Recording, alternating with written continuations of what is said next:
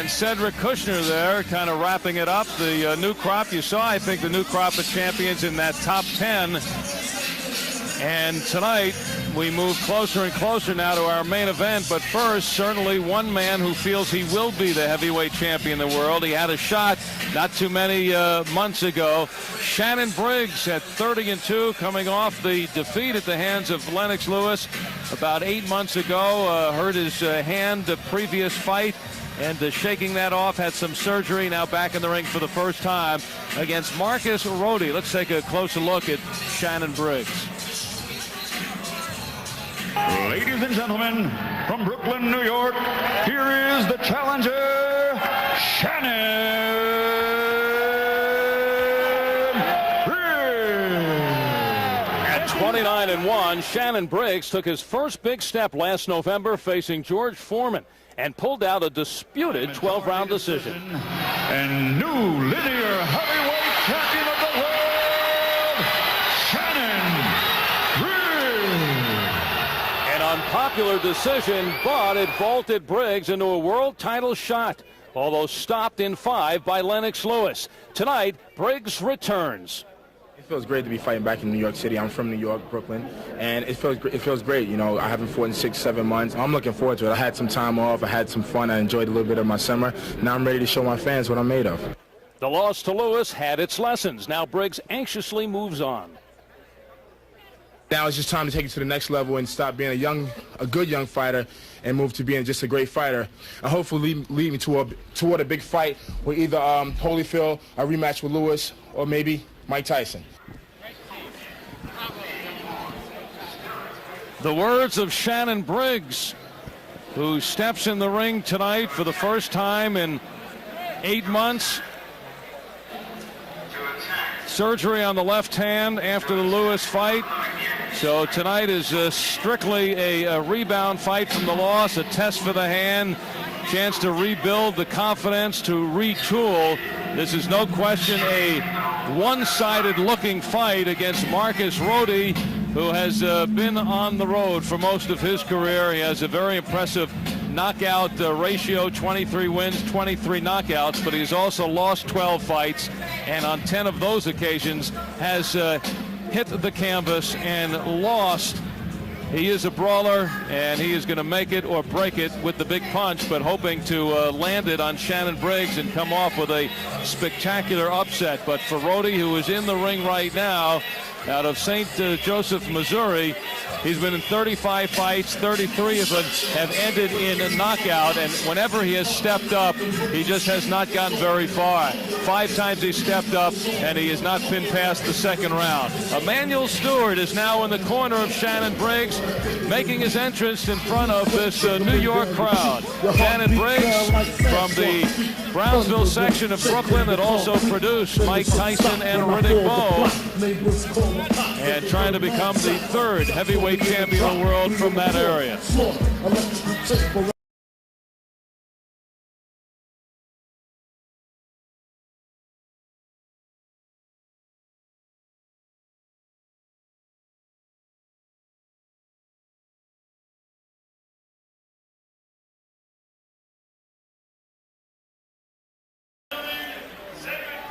Promotions in association with Power Punch, Foxwoods Resort Casino, and Budweiser, proud to be your bud, presents 10 rounds heavyweights.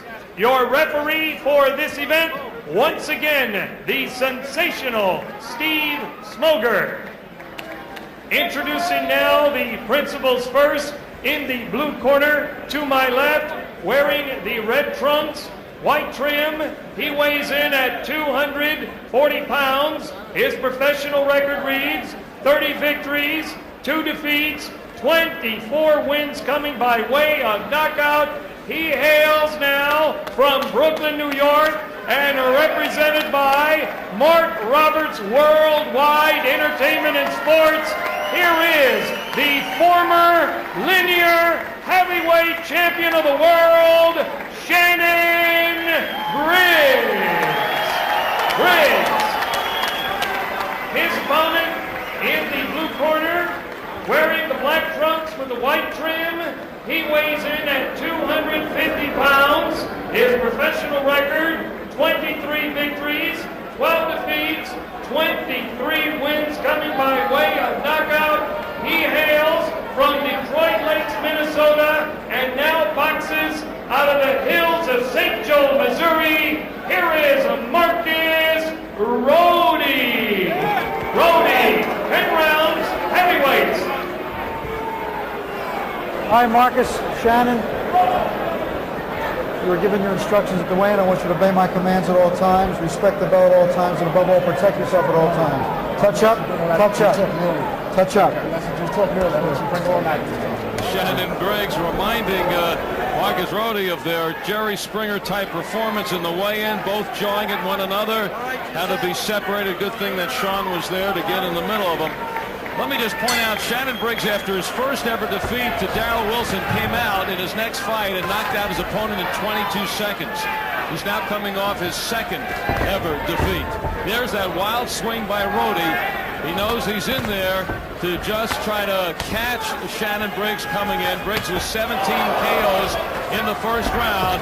Rhode swinging away. This is going to be a quick draw. Briggs now digging to the midsection.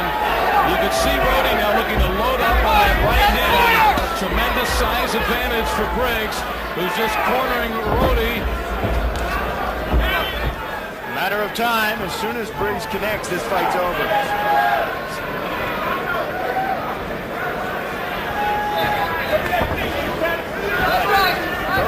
Difficult to hit. A lot of movement here in this first round.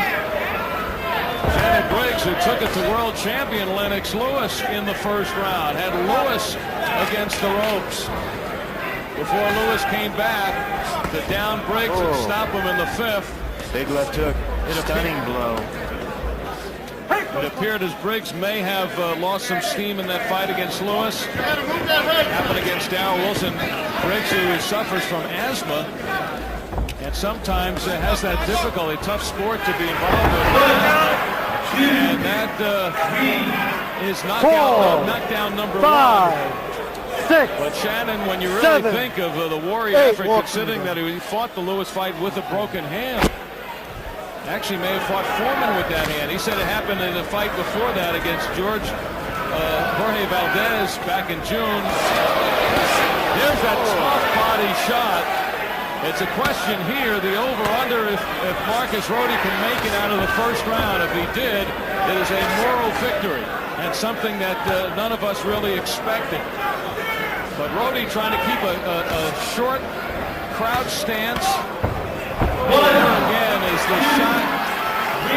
Just on the liver. The liver sits on the right side of your body. 7, and 8. Briggs landed right on that liver. You all right? You all right? You all right? And it hurts. Three all right. Yeah, I'm all right. Just get his glove out of my belly. 3 knockdown. Nowhere, Rhode. I guess this is going to be a birthday present for Shannon. He just had a birthday on the 4th of December. No knockdown. So Steve Smoker continuing this fight. You cannot be saved by the bell in any round. Shannon Briggs turned 27 Friday. Good. And this certainly, Thank you. I was going to say helping out Marcus Rhode, but maybe that is not the case.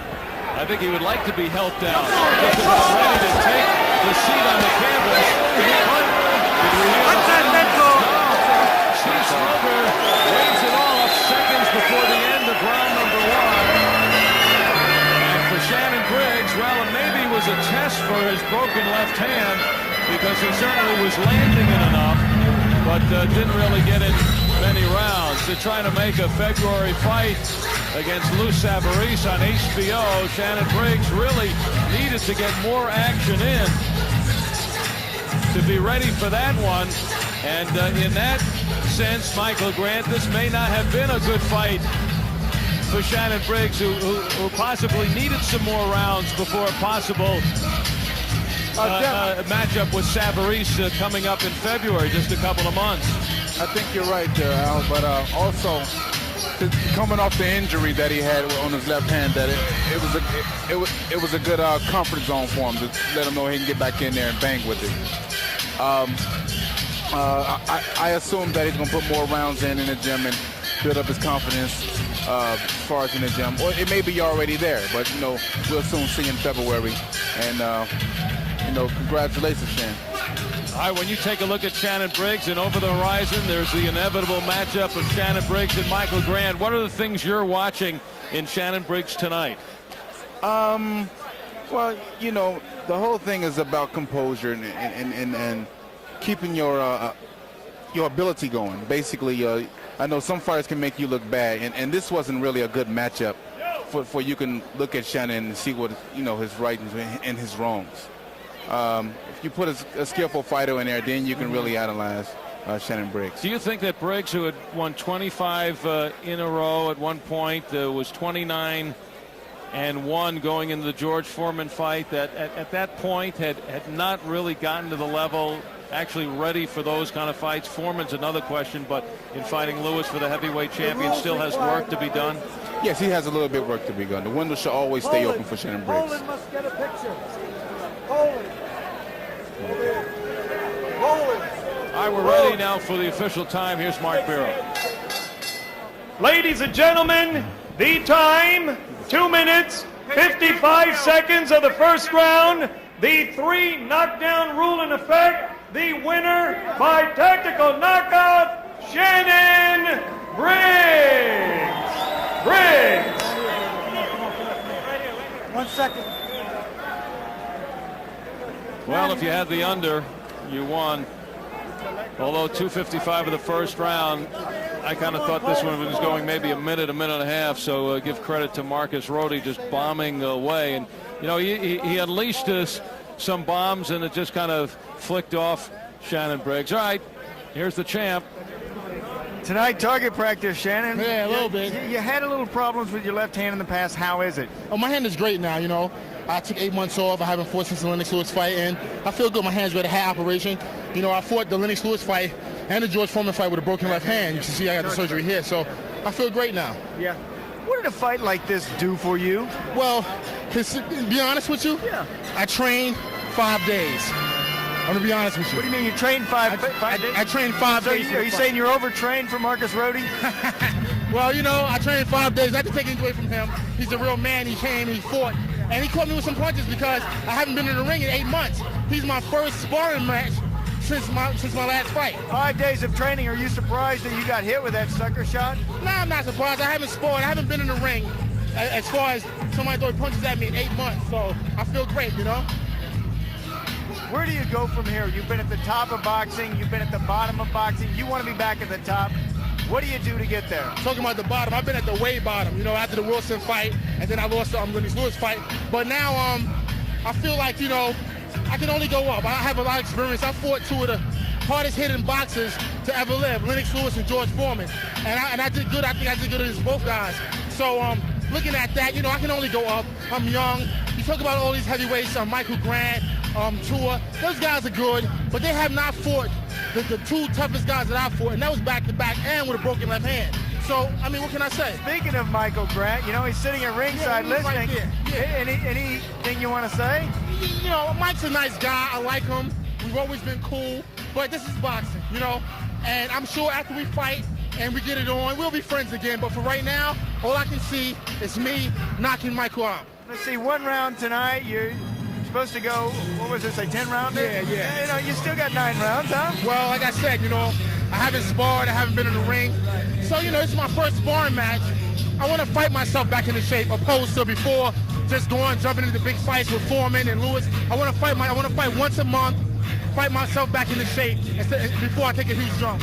So this is really, Shannon, the long road back for you. Yeah, I'm going to do it a little different this time. Like I said, before I went from the Valdez fight to such a huge jump to fighting Foreman. This time I'm going to fight myself into shape where guys are going to give me work, give me rounds, and then I'm going to be ready for a big fight. Hey, activity's the key, but I know Michael Grant and Al Albert got something to say back. Let's hear it, baby. Have you talked about that?